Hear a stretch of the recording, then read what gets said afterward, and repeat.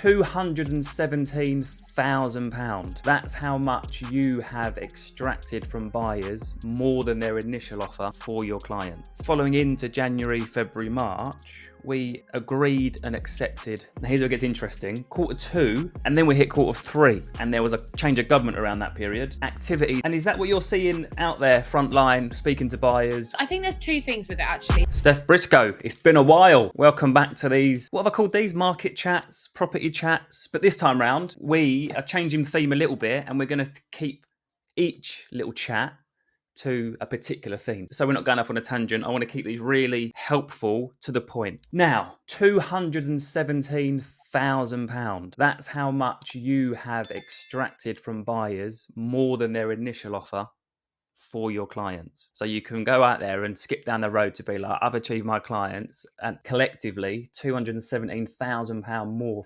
for them than what a buyer wanted to pay. And that right there is everything that I believe instills down to an estate agent's job. Yes, give good service. Yes, give marketing. Yes, give good advice. But it comes down to the client moving house, what they're left with at the end, and how better off or not they are. That separates a good agent, great agent, from a crap one. What do you think about that? I'm quite impressed with myself. Same. Great work. Great work. So because of that, we wanted to talk today, general kind of market overview. We talked a little bit off air, so we'll go back into that. We want to talk particularly about viewings and viewing feedback, and also offers and what to do when you get them. But let me just run you through some data that I've been looking at. We are a bespoke agency. We focus on less volume, higher quality in terms of everything, the client numbers, all that kind of stuff. And I was looking at this year to date data, and Q1 this year and the end of last year actually was pretty good. So following into January, February, March, we agreed and accepted 18 offers at an average of 1.8% increase from initial offer to offer agreed. Now here's where it gets interesting. Q2, that was almost doubled. No, it wasn't. It was 10 more. So 27. But the really interesting thing here is it was a 3% increase from initial offer to offer agreed. That is more activity. That's more confidence in buyers increasing their offers. And then we hit Q3, and there was a change of government around that period, and activities increased even more. So we had 32 offers. So people clearly want to buy still, but the percentage of increase from initial offer to offer agreed almost halved to just 1.69%, which tells me still demand to buy, but there's a lot more dubiousness. Is that a word? Yeah, concern, I would say. Nice. People being a lot more safe almost with what they're offering. Cautious. That's what I was thinking of, isn't it? Caution. Yeah. And is that what you're seeing out there, frontline, speaking to buyers, when you're getting viewing feedbacks, when you're getting offers from people, when you're trying to negotiate offers? It's just a general caution. There's a demand, but there's caution.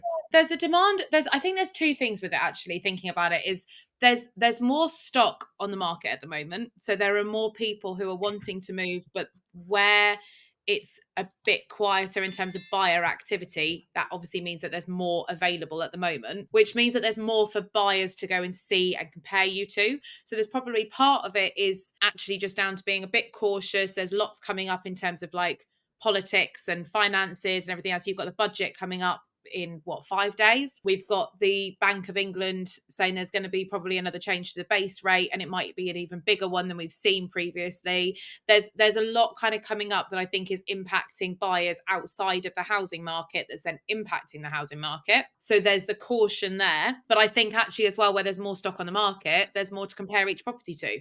So there is more ability for a buyer to negotiate and compare to something else and say, well, that house down the road has this, I prefer yours, but I'm going to offer you a bit less. So just a little bit more kind of awareness, I suppose, as to what there is. So I like that. So I guess the market in 2 words is the 2 C's, and that's choice and caution. Let's follow that theme a little bit. So with it's interesting, read choice, because that you would have thought would have got more people moving, because a lot of people say, oh, I'm not going to go on the market until something comes on the market.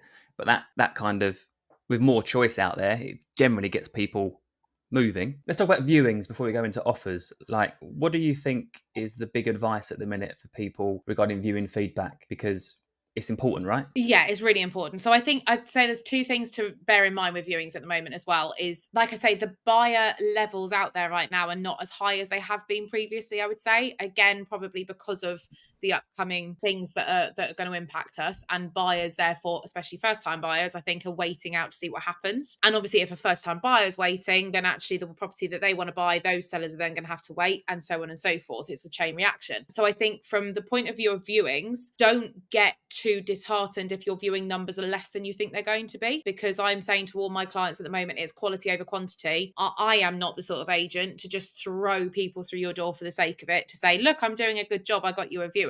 I'd actually just taken a house off another agent, and they said one of the feedbacks that they gave was they weren't getting feedback following viewings.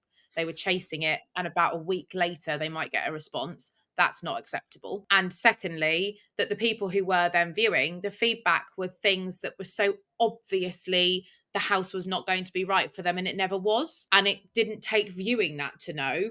It was, things like location. And it sounded very much like the agent was just saying, just go and see it, just go and see it, have a look, which is a waste of the seller's time. It's a waste of the viewer's time. It's a waste of the agent's time. And it's not going to get any results because they're not the right people for it. So don't expect viewings for the sake of viewings. So on that thought, hold the rest you were going to say. I've got this massive, and it's very corporate, that, right? So I don't even know who they were on the market with, but I'd imagine it was someone probably more corporate. And I've always said there's two types of viewings, and we only give you one of these types.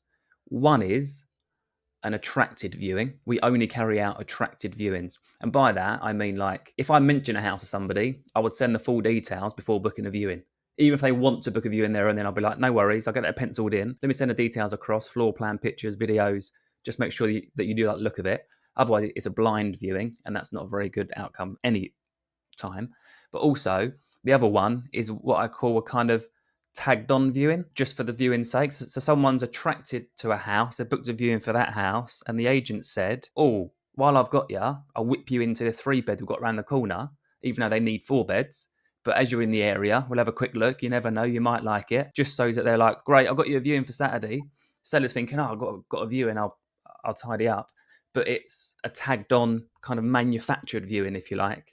So I guess the takeaway from that for me, for people watching this, is when having viewings, do ask your agent, did they inquire about my place specifically, or is it something that you've kind of suggested that they view? Either are actually fine, but you just need to know.